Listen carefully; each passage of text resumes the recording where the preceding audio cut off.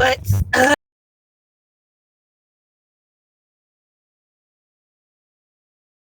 really just for myself to delve into my thoughts once I have them.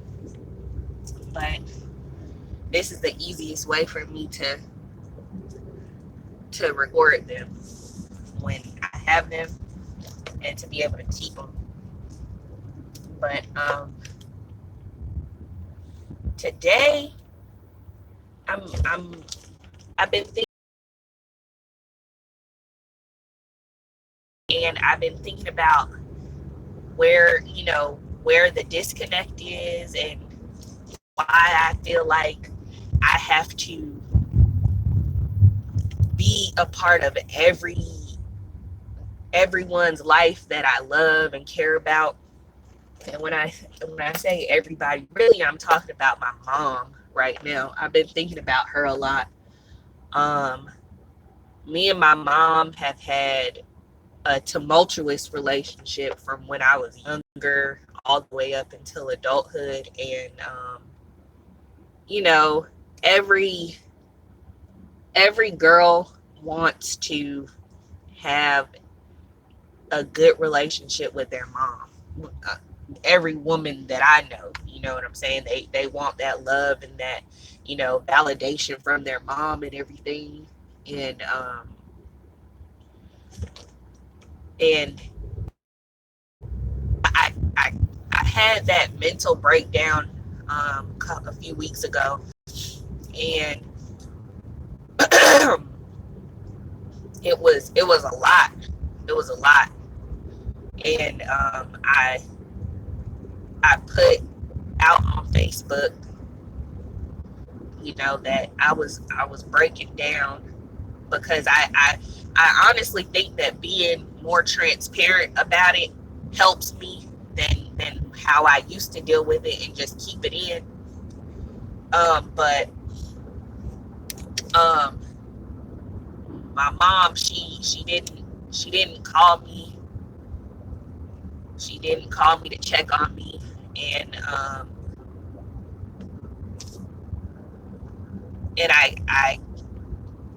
I guess it hurt my feelings. Um, and it's crazy because it's like the the the dynamic of mother daughter relationships. It always has like this negative connotation to it in movies and reality shows and everything. Like there's always some type of negativity portrayed, unless it's like just a single mother and their daughter type thing, or everybody's different, but in most cases the mother daughter dynamic is always like strained or whatever.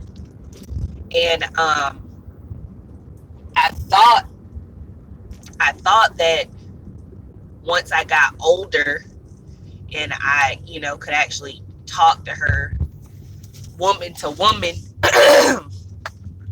I thought that our relationship would change, and it did to a certain extent. Um, it did to a certain extent, but hold on really fast. I have to go through this gate, show my ID and everything.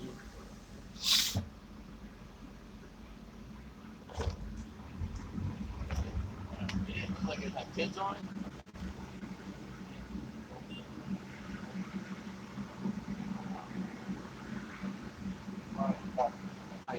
Thank you. Um, it did to a certain extent. There was one point that me and my mom were like chilling and hanging out daily, going out to eat, going to get makeup and stuff like that. And it was like it was really a good feeling. It was a great feeling, to be like, yo, my mom we're friends now, like we're good now. And it seems like it seems like, and I'm really trying to really like process the whole situation, all the situations that bring us to the point that we're at now again, where it's like where we don't really talk or whatever. And it's just like, I believe I don't blame her. Like, I don't blame her at all. Um, but it's like, why do I need her? Like, not in a bad way. Like, of course, we all need our loved ones and everything, but it's just like, how come it seems like a part of my identity is based in like whether my family is in a good place with me or not. You know what I'm saying? And it's like, that part of me, it bothers me. It bothers me so much, because I'm like, why do I feel so bad about myself, or feel like a bad person or whatever, if if in certain instances certain family members don't aren't really um communicating with me or whatever. And it's like, I'm a whole grown woman with a family. Like, I have a son, I have a husband, a life. So how come I feel like I'm only good when I'm good with them, like, and that's something I want to change about myself. Like, that's something in me that I believe it was ingrained in me as a young child, that family is all you have, and family is everything, and you know you never turn your back on your family, you never let your family down, you never like, everything was just so, like, it was, you know all of that. And so as an adult, it's kind of like, that's still in my mind, but I have a like an immediate family now. Like, I have a husband and I have a son, and and I don't know. I don't know. I haven't really said that out loud. So now that I've said it out loud, I'm starting to like realize some things. And that's the whole point of this. Um, and I really need to learn to be okay with me. Like, I'm in a place where it's like, I'm looking for myself. I'm searching for myself so hard. In so many ways, I'm looking for myself. Like, and it's like I'm having internal struggles and internal battles and stuff like that. And, so many things go through my head in a day. Um, and it's a lot. It's a lot, but I believe I'm figuring it out. I'm definitely figuring it out. Um,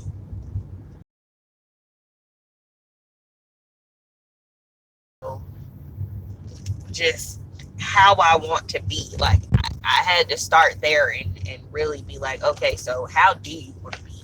Like, what is your goal, in being? Like, so I started there, and I know how I want to be. And now it's like, so what are you gonna do to make it happen? Like, what are you gonna do to change the things that aren't helping you? Ooh, but I don't know, man. I'm still learning. I'm still working on it. One thing that I do know, I talked to my grandma, and she gave me some advice, and she was like, you know, it took me a long time. She said it took me a long time to realize that you supposed to put yourself first. She was like, in my late 60s, to realize that I should have been putting myself first, instead of putting everybody else first. She was like, and I'm telling you, while you're young, learn how to put yourself first. She was like, learn how to put yourself first, and don't wait until you're my age to do it.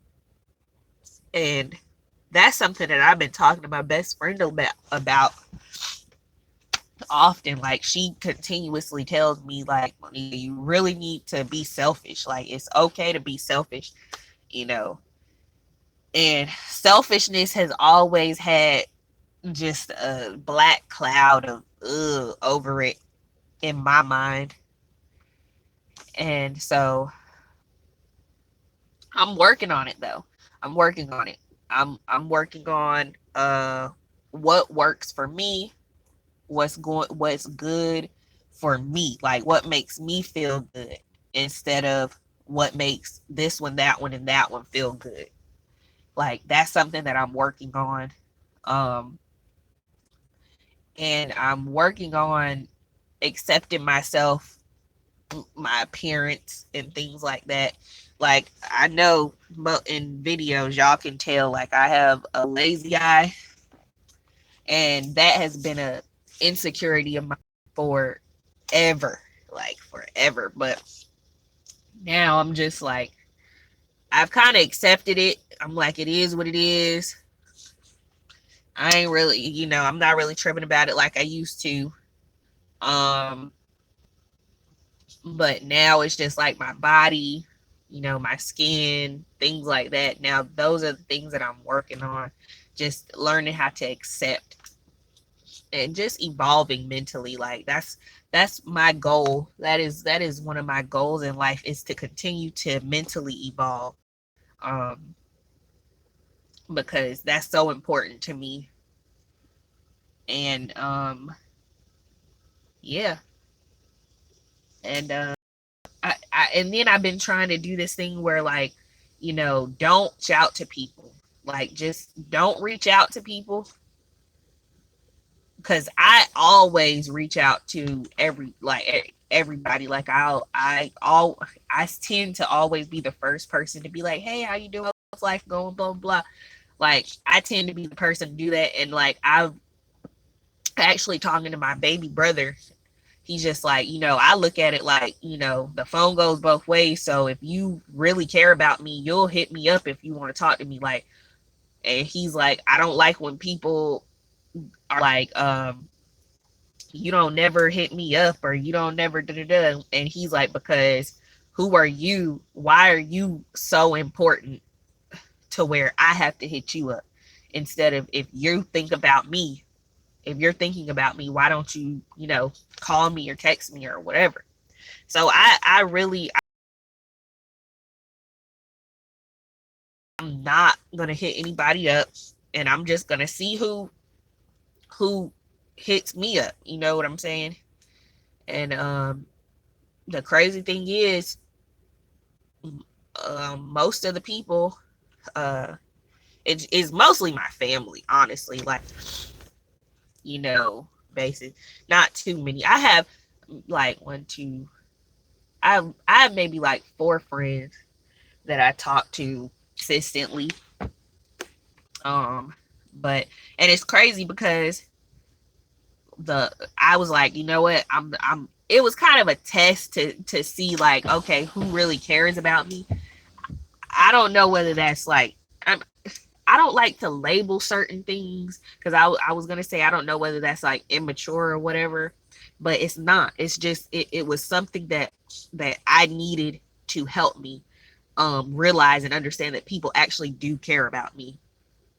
And I don't have to be the one putting forth like 120,000% for them to actually care about me. So That experiment